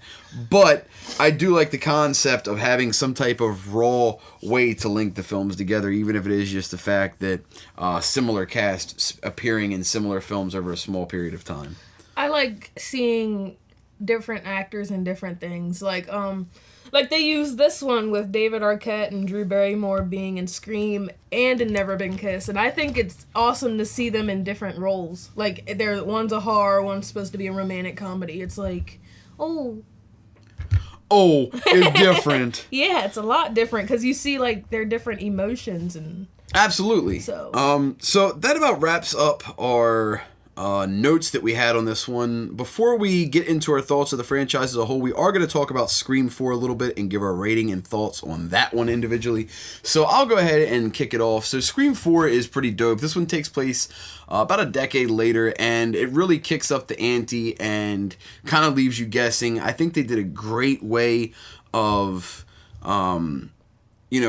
showing who the killer is. And once again, you're hit with another pair of killers, which I think, alludes back to the original and really makes it stand out. But the twist in this one was really great by having a family member, once again, with her cousin do this one, who's basically saying, you made my life hell. I went through all these issues, blah, blah, blah. And that was kind of her story and segue into being mad and causing all this mayhem and carnage that she causes in the film. Now, I'll say that this one definitely has a little bit more pokiness to it in the comedic sense. Not so much like 3 where it was like slapsticky, but like there's obvious points where they try to have humor in the horror movie, which is fine. I think it works. I think it was done well. Kraven knows what he's doing. Damn right I do. Kraven knows what he's doing and really definitely fucking lays down the gauntlet again for another great film of the franchise. So, huge fan of this one. I'm going to go 2 thumbs up as well. This is another one that I have to give 2 thumbs up to. So, all 4 of these films in this franchise definitely get 2 thumbs up for me. I highly enjoy all of them. This one is no different. Definitely check it out if you're a Kraven or a slasher fan. What is your thoughts on this one? First off, I see what you did there. This ain't about you. No. Calling me out. Damn. I know y'all heard it because I heard it and I'm sitting like right here. Come on now. Anyway, my thoughts on this, on the 4th one right now? Yes. Okay. First off, there was definitely, I noticed some awkward points with David Arquette and Courtney Cox because while shooting this movie, they were having issues. Really? Oh, that makes sense. Yeah. That makes sense. They started having issues in 2010 and they separated in 2011, 2012 maybe, but they didn't officially get divorced until 2013. Yeah. Which sucks too. Aren't they back together though? I've heard things about them just seeing each other going. It'd be great if they got back together and Scream 5 happened, you know what I'm saying? Then things wouldn't be so awkward. I'm not saying that should happen, but that should happen, Y'all should just fucking get over it and fucking get back together and make a movie. Assholes. So yeah, but you don't know the story. You don't know the story. You can't handle the truth. So, for me, 2 thumbs up on this one. What is your rating on this one? 2 thumbs up. So we both like this one. Definitely check it out. Dope film. Another one that we both enjoyed. So there wasn't any of them in here that we really didn't like, and both of them all 4 of them we gave 2 thumbs up to. So very dope franchise overall. Consistent, great acting, great directing. There is a weak point in there, I think, with part 3, but still a dope entry and dope franchise overall. So now that we've gone over each film, let's kind of give our our thoughts on the franchise as a whole. Not really rating anything, just kind of overall general thoughts on it. So, Scream as a whole to me is fantastically put together. You have Wes Craven returning for all 4 features, doing direction on all of them. You have Neve Campbell coming back throughout all 4 films. You have Roger Jackson coming back as the voice of Scream through all 4 films as Ghostface. You know what I mean? I love that continuity, and I love that the story is one long story that just gets built on over time. They don't take it a different direction. They have different twists, but it all ultimately runs off of the same story. That to me is very important and very well done. Also, even the set that they have out for the trilogy of the Scream franchise, which we have with the 2 documentaries, is a very nice set to get if you're trying to get your hands on all the films. I highly recommend that. And then we bought part 4 individually and separate on its own. So we actually have all 4 on Blu-ray, but just 3 in the set plus the 2 documentaries. So yeah, for me, this franchise is just really well done. It stands out as a 90s gem and an early 2000s gem. Although the 4th one came out in 2011, it's still associated with the 90s and early 2000s for the most part. That's the majority of the films. 3 out of 4 came out. So really, really well done. I think Wes Craven just really outdid himself on this series. He made something really special with bringing the characters back and completing the story to have, you know, a consistent continuity between them. Just really impressed me. So I highly enjoy this franchise. Without a doubt, one of my favorites. What is your thoughts on the series of Scream as a whole? It was nice revisiting the first one, and I've never seen 2, 3, or 4. I always heard that they were good. But I've heard some critics and they hate and whatnot. But my opinion is what matters. Only my opinion matters. You have nothing to say. I liked it, honestly. I love the movies. It's good seeing a movie with all the cast members throughout all the movies, because there are times where you change characters and it's all awkward and it's like, you are not as good as the person who you're just a played replacement. This person. It's like, you're just a double, so get the fuck out of here. Yeah, I think they did a great job with this one, and like I said, they did have plans for a 4 and 5. I'd love to see that one day, so hopefully we get lucky enough for that to happen, and I will be waiting patiently for that day to come for sure. Yep. So that about wraps up all the notes that we have and the info that we have for the Scream franchise. There's still a lot more to the show. We hope you guys are enjoying what you're hearing so far. Make sure, while we take this moment, make sure that you check out our Facebook group. Check us out on Instagram. On Facebook, we are The Horror Headquarters. And on Instagram, you can find us at just Instagram/Horror Headquarters. And we also have a website now that's still being worked on, which is www.horrorheadquarters.com. So follow us on social media. Check out our website. And just be patient with us as we work on the updates. We are working on some hefty updates for that right now, so be patient with us on that front. But like I said, that wraps up everything for this Vital Organs discussion. We're going to go ahead and keep it moving into our next segment. Don't go nowhere. Get yourself a smoke, a drink, all that good stuff. I'm about to get me a smoke. And we will be back in just a few Mementos, Mentos, the Death Maker.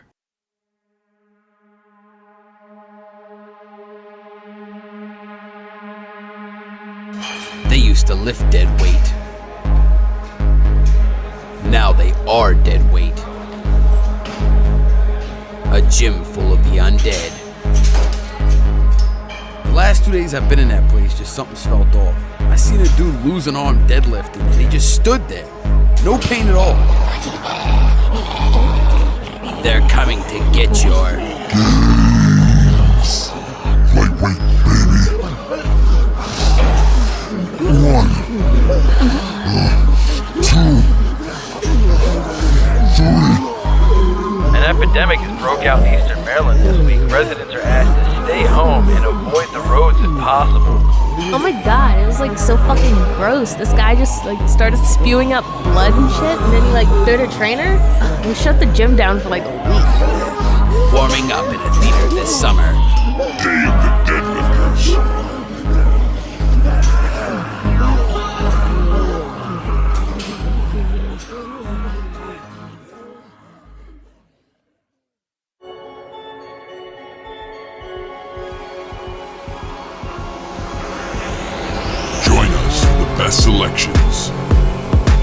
This is Prime Cuts.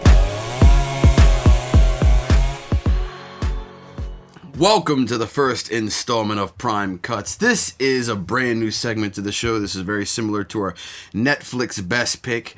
We'll be using this in conjunction with Netflix Best Pick whenever we feel that Prime, Amazon Prime might have something better. We're going to grab it off of that. If Netflix has it, we're going to grab it from Netflix. Prime Cuts, however, is, though, basically the same concept of Netflix Best Pick, except we're pulling things from Amazon Prime. So you guys out there that have Prime accounts, now we're showing y'all a little bit of love, and we added this segment. So the first one they're going to be doing for this week's Prime Cuts is going to be Bone Tomahawk from 2015, directed by S. Craig Zahler. Now, holy fuck. Yeah. This movie was off the fucking chain. First off, right off the break, I'm giving this one 2 massive thumbs up. Highly recommended. I could see where it could be viewed as more of a thriller or a western, but the brutality, the graphicness, and honestly the story itself alludes all to horror movies. So it definitely is considered a horror for me, and one that I really want to get my hands on. Phenomenal performances in this one. I believe the guy's name is Lee Wanell.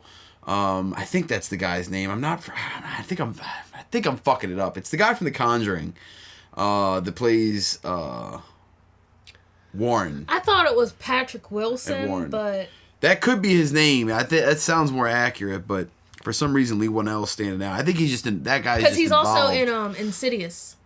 Yeah, he is the husband. Yeah, he's the pastor. Yeah, and I don't know. It's fucking. What's the word for it? It's a solid performance from all the people involved in this. But you have Kurt Russell delivering a fantastic performance in this, and what a grimy story, and just a really, really foul tale. And the kills in this and the brutality is off the fucking charts, yo. That scene in the cave, the scalping and just the splitting and just holy shit. It made pure him cringe. Brutality. Oh yeah, the cave scene. It did. It really did, man. That was fucking intense. But I love the idea of these just troglodyte characters just being off the chain brutal and just being unruly beings and a real pain in the ass for them. I actually really did like that, and I thought this movie was really just well done. I think that it stands out and it's recognizable and memorable. It's memorable and rememberable. It's memorable. It's just really grimy, and I don't see a lot of Wild West horror films that are well done. And you also have, I wanted to mention this, a cameo from Sid Haig in the beginning, and David Arquette is also in the film. There's just a lot of heads in this movie that are recognizable faces, and I just think it's really well done, and I love the feel of it. I mean, you almost feel like you're with them characters making that travel. You know what I mean? Because you're with them for that whole story, and I think that it really builds it well and gets you involved in it and interested and intrigued. And one of the scenes that really stood out to me at the end was when he's telling him right for the brutal scene, he's like, you did the right thing by shooting that guy. He was a fucking killer and a rapist and a crook and a bank robber and fucking he fucking was bragging about his crimes to us before they fucking killed him. So you did the right thing. Like, I thought that was a really powerful scene because he was choosing his last words to comfort. He was about to die and he was more worried about comforting his friend and letting him know that you did the right thing and don't feel bad because what you did was the right thing. I thought that was a very powerful scene and very, very well done. Just a dope movie for me. Highly recommend it. Like I said, this is obviously on Amazon Prime. It is our Prime Cut, our first Prime Cut, straight off the meat block. So what is your thoughts on Bone Tomahawk? Man. And your rating, of course. My rating is definitely 2 thumbs. So there's that. The one thing that stood out to me was the leader of the, I don't know if you want to call it a tribe or... Yeah, I guess it was like a tribe, cult, more tribe than cult. I would say, But just I guess like a race, like a troglodyte, brood. Caveman. Just, like straight Neanderthals. Yeah. He stood out to me because he was huge for one, and then the tusks, and then you pointed out to me that they were like a part of his face. Yeah, they weren't a even- mask. Yeah, because when Yeah. I first saw it, I thought that too. I was like, oh, it's a mask. But they showed him close up. That shit was coming out of his cheeks. The bones, these little tusks. They weren't real long, but a couple inch long tusks coming out of his fucking face. And it was just really, really brutal looking. But yeah, this movie was just really well done. Great setting, great story, satisfying ending. Really, really enjoyable, well done film. So I'll be keeping my eyes out for this S. Craig Zoller guy, the one that directed this, because I am curious to see what else he has in the bag. And I do kind of want to see if he has anything he's already put out, to see, you know, maybe there's something else there of interest. So that is our prime cut for this week. That is Bone Tomahawk from 2015, directed by S. Craig Zoller. Super dope movie. Catch that on Amazon Prime if you haven't seen this one already. We highly recommend this one. Definitely worth checking. This is one I got to get for the collection. Supreme brutality, that fucking scalp scene, good lord. So we're gonna go ahead and keep it moving into our next segment. We still have a little bit more left of the show, so don't go nowhere. We'll be right back in just a minute. 1, 2, 3, 4, 5. The bodies are starting to add up. Body count reviews. We are back, and of course this is the Body Count Reviews, and in this segment we're going to go ahead and go over 4 different films this week. We have Wolves at the Door from 2016, directed by John R. Leonetti, Escape from Cannibal Farm from 2017, directed by Charlie Steeds, Jigsaw from 2017, directed by Michael and Peter Spierig, and Mother from 2017, directed by Darren Aronofsky. So almost all these films are from 2017 with the exception of Wolves at the Door, which is from 2016. So these are all very, very new films. Excuse me. This was our chance to kind of dig in and check out a few of these films from 2017 that we happened to miss, and that's what we've been trying to do now that good copies of them are finally surfacing. I'm finally getting my hands on them and checking them out. So the first one we have here is Wolves at the Door from 2016, directed by John R. Leonetti. Now, this one was really fucking dope. I like this. This was a home invasion film that hit you with a real dope twist at the end. I have to keep saying this, I guess. I've mentioned it before. I give out mad spoilers in this show, so if you don't want to hear spoilers, you might want to skip past this entire show every week, because that's fucking basically what this show is. Wolves at the Door from 2016 is just really fucking grimy. Basically, it is a Manson story. It tells the story of the Manson family without directly using full details. It's kind of in a roundabout way, but they piece that together at the end and explain that to you. And it's presented in a really dope home invasion type film, which is exactly what, you know, the Manson murders were. It was a home invasion. So I really like this one. I thought it was well done. I thought it was really creepy. It's reminiscent of You're Next, The Strangers and things of that nature. And, you know, The Jackals. It has that vibe for sure. But I thought it was really well done. I really did like it. I'm going to go ahead and give this one 2 thumbs up. Mainly because I'm such a big Manson fan too. I really am a fan of the whole story with everything that happened. I know people are going to be like, how can you be a fucking fan of Manson? Well, you know, you can eat all these dicks and, you know, fuck out my face, because I'm allowed to have an opinion just like everyone else, you know. Let me live my life. Don't you try judge me. Why don't you get out my face? No. You bitch, Mark. No. Oh, it's so fun. So, yeah, Wolves at the Door 2016, really dope film. I'm going to go ahead and give this one 2 thumbs up. What were your thoughts on this one? It was definitely creepy. I'd hate to be in that situation because, for one, I didn't realize that this story was based on the Manson until, like, the end credits, and then I actually researched it, and, like, realizing the pregnant woman in the movie was Sharon Tate. Yeah. So it was just like... See, I kind of got hints at it near the end. Like, you kind of started thinking about it. It seems more like it. Like, when it was, as soon as I realized the year and it was a pregnant chick, and then, like, I seen even the dude, it kind of, like, hit me a little bit, but it didn't really stick until the end of the movie, and then they showed it, and I was like, oh, well, that's exactly why. But I thought it was a really cool film. So what was your rating on this one? A thumb and a nub. A thumb and a nub.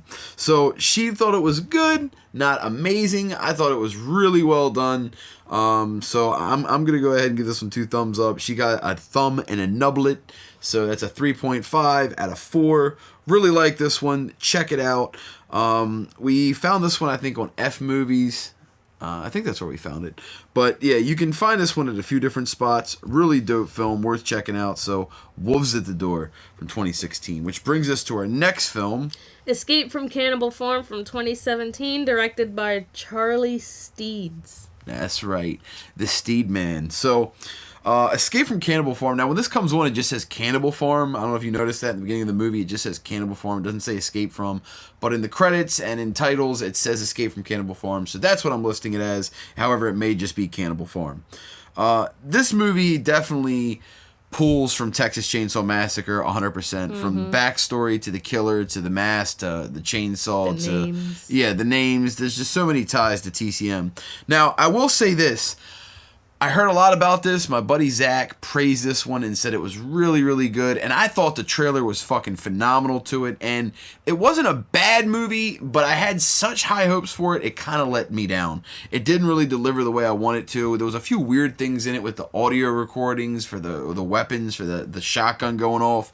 Didn't sound like it sounded like a pellet gun. Yeah. And it wasn't just that, though. There was like points where the acting wasn't the greatest, and some of the shit that the main characters were doing were really just stupid, beyond what you could, suspend disbelief to. So there's definitely some quarrels there with this film. I'm actually gonna have to go neutral with this one. I thought I would really like it.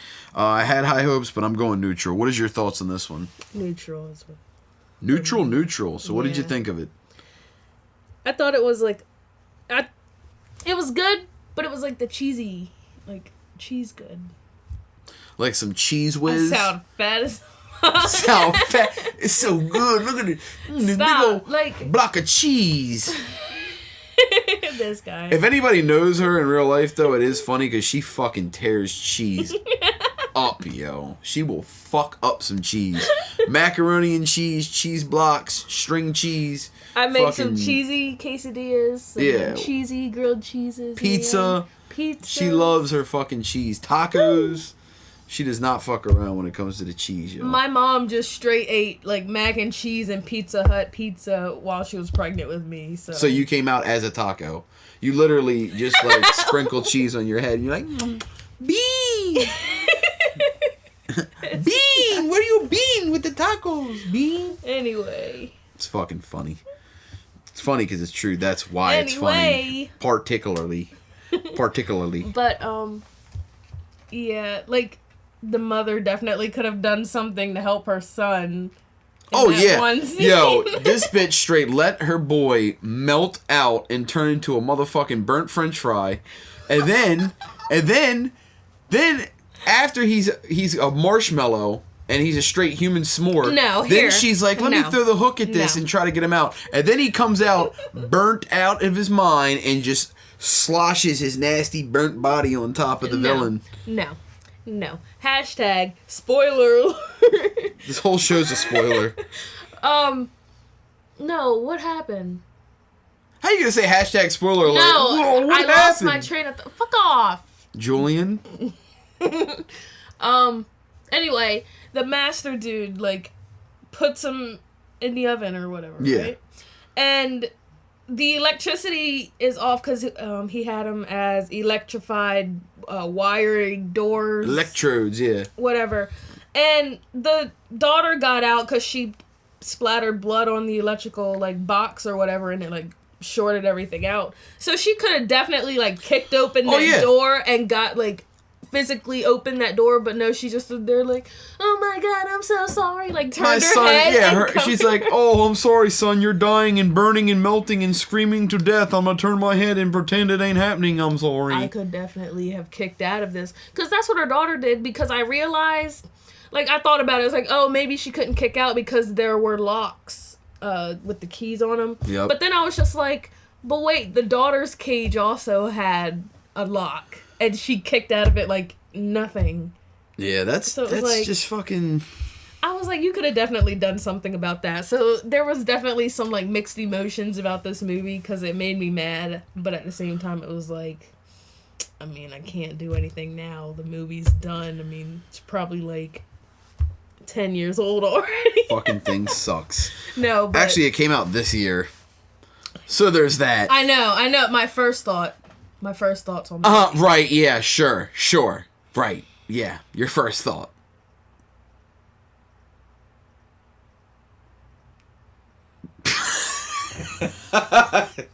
It's the greatest thing ever. I can't tell you how much he pisses me off. We just had the greatest awkward silence. Probably the second greatest, because we had one earlier in the show. Second greatest awkward silence in the entire show. So good. Yo, there's only gonna be one host.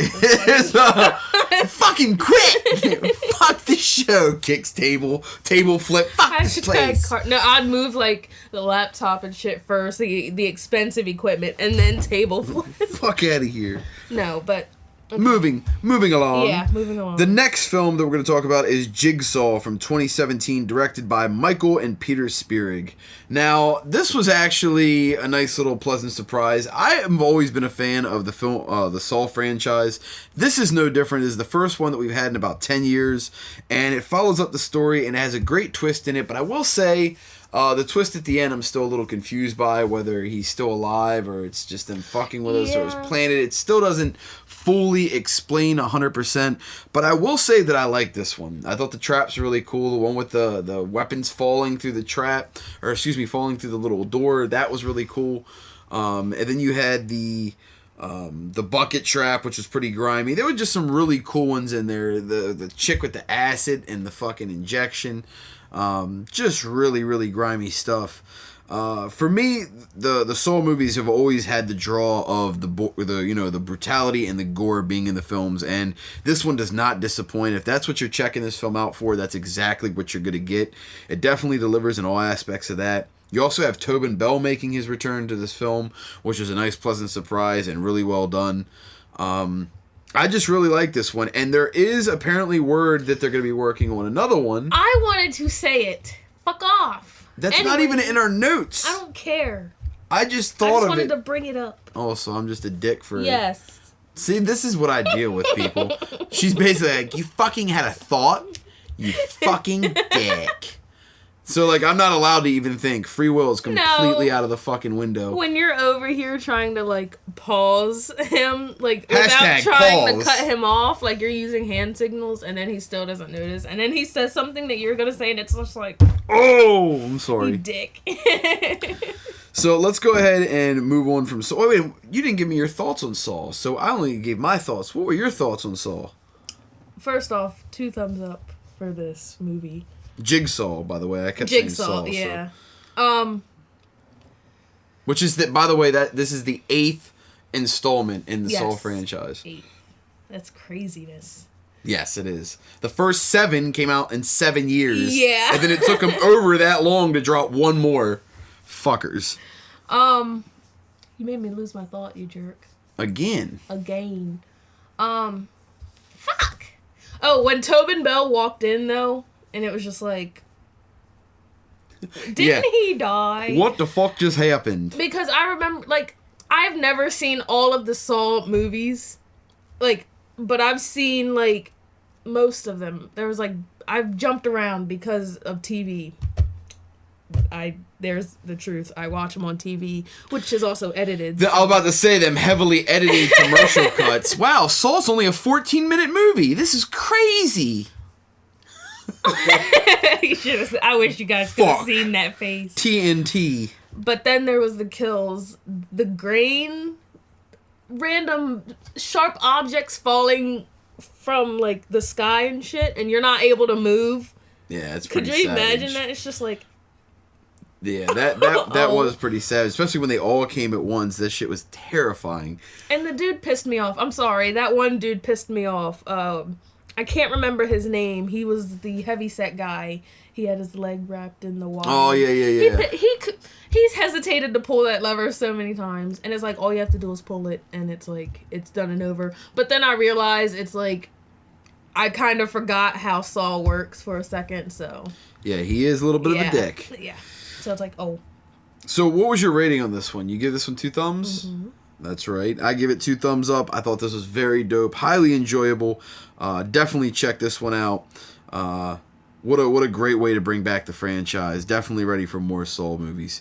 So that brings us to the last one in our body count review for tonight, which is Mother from 2017, directed by Darren Aronofsky. Arnopoulos.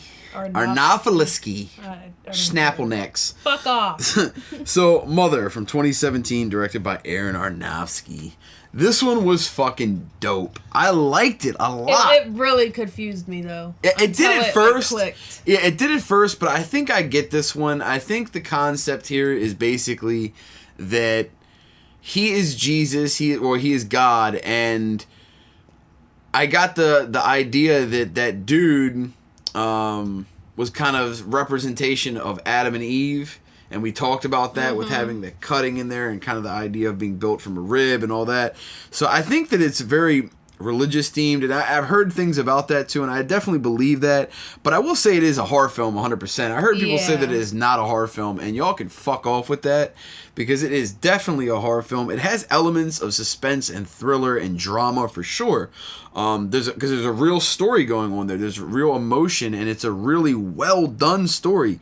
I thought the ending was really cool too, when you find out what the crystal is and kind of the whole coming full circle and everything being explained at the end. I think it definitely leaves you with enough to give it full understanding, and that's why I didn't understand people saying, well, I didn't get it at all. Like, well, if you didn't get any of it, then you're fucking stupid. I'm sorry. You're fucking stupid. Like, I'm not saying you had to fully understand it, because I don't fully understand it. Yeah. But I think I have an idea. If you watch it and you're like, I totally don't understand anything that happened in this movie, I don't understand how you could say that. I seriously do not understand how somebody could say that. I definitely read some reviews on this movie too, and there was like a lot of hate. And once I realized what it was like about, and it was like, oh, well, no wonder, because everybody thinks religion needs to be cut out of everything. Yeah, and I have no problem with it having a religious twist, and I'm not a religious person. I don't go to church. I mean, I believe there is a higher power. I believe in God, you know what I mean? But I don't go to a church. I don't fucking pray every day, you know what I'm saying? Just keep it real. I don't. So, it didn't bother me, and it didn't come off as in bad taste or anything like that. And I think it may have to some of the more religious heads out there, and I think that might have been why the film had such backlash. But I think this is a really well done film. I think Jennifer Lawrence has a phenomenal performance in here, and I'm not a huge fan of hers either. And I thought she did phenomenal in this. Barnum did phenomenal too, the husband. Great performance from him as well. I'm just really, really, really pleased with this one. And then you also have Ed Harris and I believe Michelle Pfeiffer, and both of them also solid performances. And Pfeiffer comes off as such a bitch, just fucking cold-hearted savage. But really cool film, great concept, and it fucking gets so out of control too. I love that it starts off with just a small little incident and spirals into this huge ordeal. Very, very dope film. Highly recommend it. So 2 big thumbs up for me for this one. What is your thoughts and rating on this one? My rating is 2 thumbs up, definitely. Throughout the movie, like I said, it was definitely confusing, but then once we sat down and we figured it out, it was just like, well, that makes a lot more sense than what I was pondering on in my and head. thinking. Yeah, your first thought of the movie. Yeah, there was definitely a lot of anger emotion during the little baby. The little baby. Why would they put the baby in the crowd? No, it was his fault. She said, no, don't take the baby out there. She doesn't want it around a lot of people, but yet he still took it out there, and they took it out of his hands, and it's just like... He's a piece of shit. What is wrong with this man? Jeez, and then he, played it off, and it was just like, oh, we need to forgive him. It's just like, if someone killed my child... I'm holding you responsible for it. I'm sorry. Yeah. You handed There's no doubt. You handed it, after she said no multiple times. But, Motherfuckers don't want to listen. So, it did make sense afterwards. It was just like, oh, okay. So, You like this and gave it 2 thumbs up. I gave it 2 thumbs up. That's a 4 across the board. We both like this one. Highly recommended. This was also an F Movies. I don't think it has hit any streaming services yet. At least any non-paid ones like Netflix, Hulu, or Prime or anything like that. But definitely keep an eye out for this one. I want to get this on Blu-ray when I get a chance. I really did like this one. It might even have been my 2017 film of the year if I would have seen it before we did our 2017 show. Yeah. It was that good to me. And people can hate on it if they want, but Mother was fucking dope. Highly recommend it.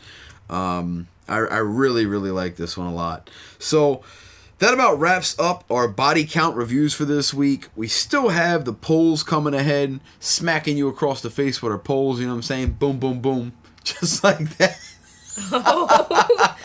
That escalated quickly. Oh, man, it's funny as shit. But don't go nowhere. We will be right back after we drop these big fat shit bombs. You know what I'm saying? These big fat Ducarinos. Big double doozies. Big dirty dampers. Bye. We'll be back in just a minute. Wake up, kiddies. There's no time to sleep. It's time for the poll of the week. Hey there. I just wanted to be a creeper for a second. Hey there. We're going to start off with your poll results, as always, from episode 11, which were the Candyman franchise trilogy. Which was? Trilogy. Shut Which up. were? Don't correct Which were me. the Candyman trilogy? I love you so much. You're a fucking... You fuck ass. Anyway... Fuck ass. If you had to be stalked and killed by a famous horror villain, who would it be? And to me, no surprise, our number one vote, or number one option was Jason. With 10 votes. Yeah. Woo! That was like... Ballin'. Like 1/3 of everyone who voted, I think.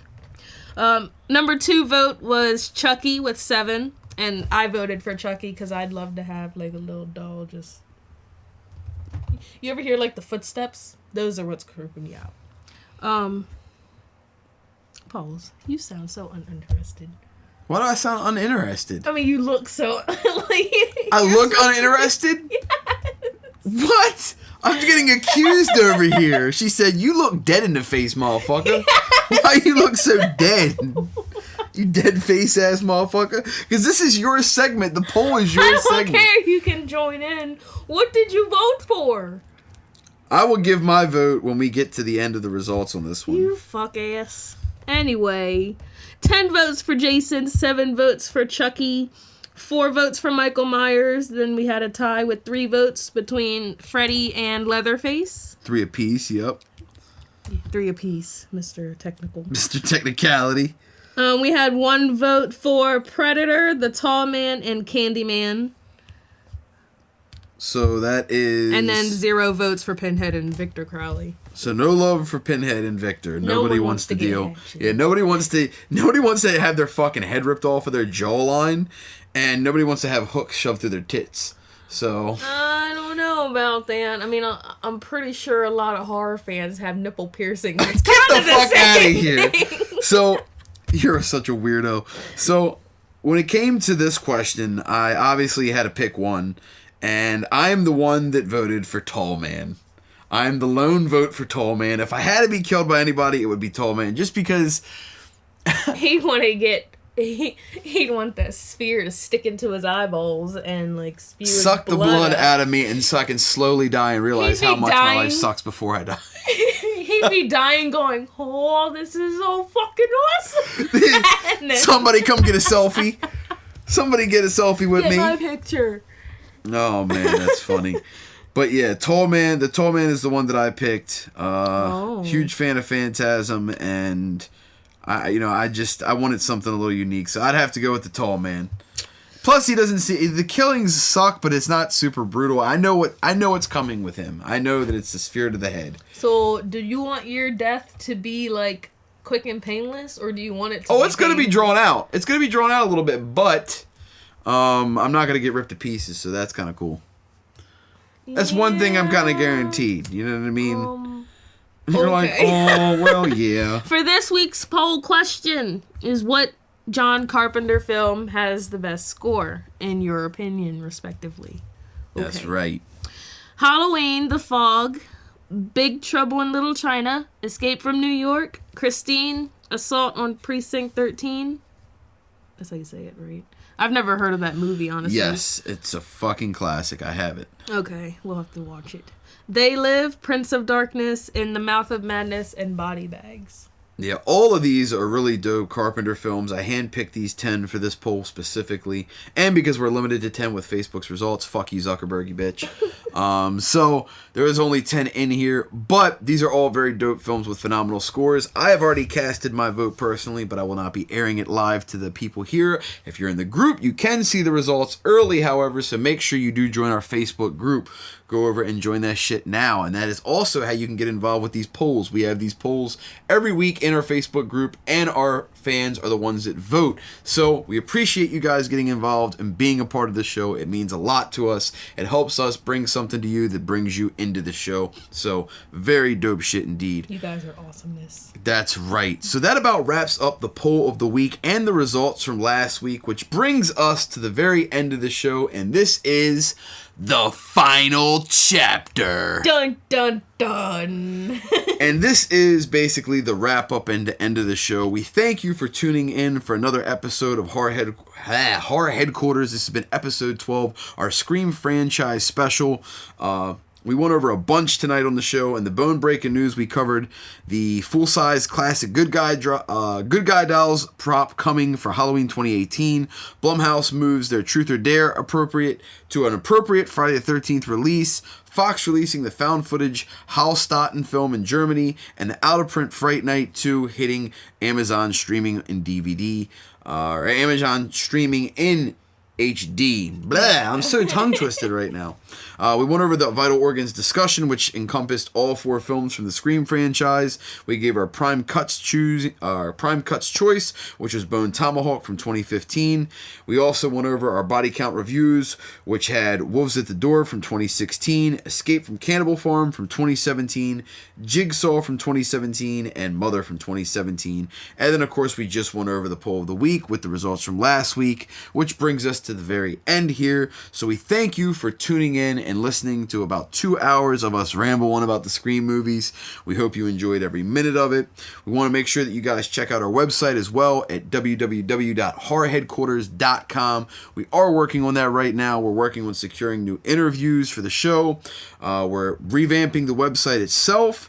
And we're also looking for writers and contributors to the website. So if you would like to get involved with the website and write articles for us, reviews, things of that nature, editorials, please do get involved. We appreciate everybody that's reaching out to us. Major shout outs to everybody that's already writing for us and people that are involved with the staff. Major credit to all you guys. We greatly appreciate that. Make sure you follow us on social media. We do have an Instagram and a Facebook page as well. On Instagram, it is just Horror Headquarters. You can find us, and on Facebook, it is The Horror Headquarters. So make sure you follow us on all social media. Keep your eyes peeled to the website because we are adding updates to that, and we are looking to add talent who are writing for us to bring new articles our way. So if you are a writer, come check out what we have going on. If you're a fan of the horror genre and you'd like to write some stuff, hit us up. We'd love to get you involved and bring you on board with what we have going on. So this has been Klive Kraven with my lovely co-host. It's Naya. Signing out for Horror Headquarters. And just know, we're just dying to talk horror.